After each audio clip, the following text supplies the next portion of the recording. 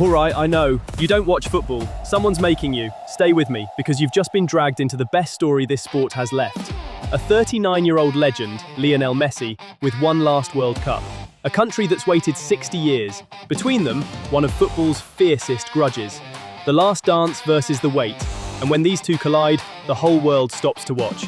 Give me 7 minutes. No tactics, no test on the rules. By the end, you won't just understand why nobody can look away. Neither will you. There are two semi-finals this week. France against Spain is the purist's choice. Two brilliant teams playing football like chess. England against Argentina is different.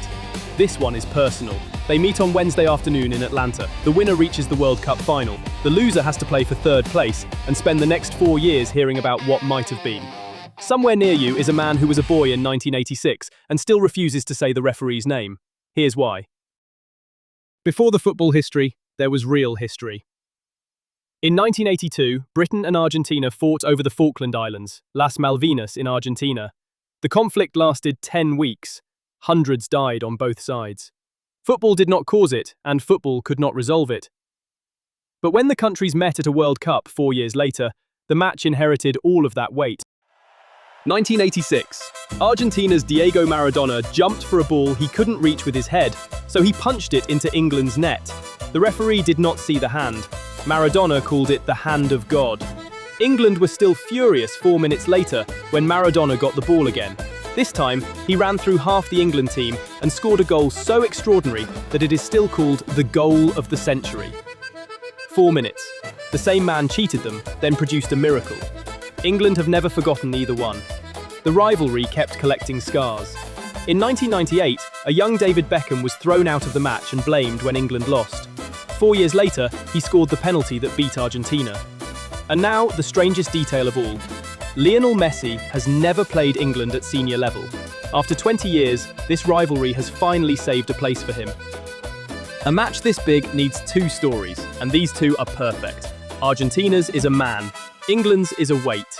Argentina's man is Lionel Messi. This is his 6th World Cup. 4 years ago, he finally won it. Now, at 39, he has broken the tournament's all-time scoring record. 21 World Cup goals, more than anyone who has ever played. And let me be straight with you, this isn't a victory lap. Last round, he didn't score. The mind still sees every pass. The legs can't always arrive as quickly as they once did. Argentina have survived every knockout match by a thin margin. The last dance is still moving. You can hear the music slowing down. England's story isn't one player, it is 60 years. They have won the World Cup once, 1966, at home. Since then, every good team has arrived carrying the same question. Is this finally the one? So far, the answer has always been no. Their captain, Harry Kane, has scored more goals for England than any player in history. He has still never lifted a trophy with England. The weight has a face, and the hope has a name. Jude Bellingham, 23 years old. He scored twice against Mexico, then twice again against Norway. His second against Norway came in extra time and carried England into this semi-final. The last player to score 2 or more goals in consecutive knockout matches at the same World Cup was Diego Maradona in 1986. So choose your ending. Messi gets one last shot at the perfect finish, or England's 60-year wait reaches the final, carried there by a 23-year-old who refuses to let the story end. That's why even neutral viewers start holding their breath. No tactical whiteboard. Here's how this thing will actually feel. Argentina are the reigning champions, and champions know how to win a match without controlling all of it. Against Egypt, they were 2 goals down with 15 minutes left. They won before extra time was even needed. They don't need to be better for 90 minutes. They need one pass from Messi, one mistake, one moment. England are different. They aren't winning beautifully, they are refusing to disappear. Against Norway, they fell behind, equalised just before half-time, scored early in extra time, then spent almost half an hour protecting the lead. For years, England feared long, tight matches. This team has started to believe it can survive them. Argentina want one flash of genius. England want a test of nerve. If the match becomes slow, tense, and uncomfortable, England may be exactly where they want to be. The couch companion. 3 things. Pocket these, and you own the couch. 1. Messi wears number 10 for Argentina. He is 39, and every time he receives the ball near England's goal, the room will change. It could be the final great World Cup moment he ever creates. 2. Watch England's pair. Kane is the captain who has waited his whole international career. Bellingham is the young player who keeps saving that career from its saddest ending. When England supporters sing, "Hey Jude,"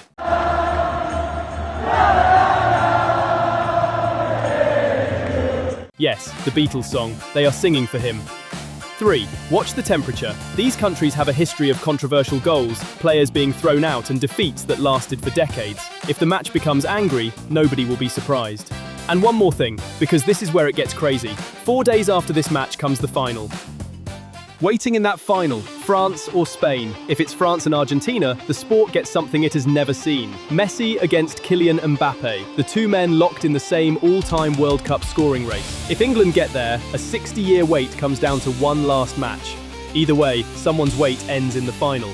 So no, you're not just being dragged into a football match. You're being dragged into the moment the last dance meets the 60-year wait. Now try looking away.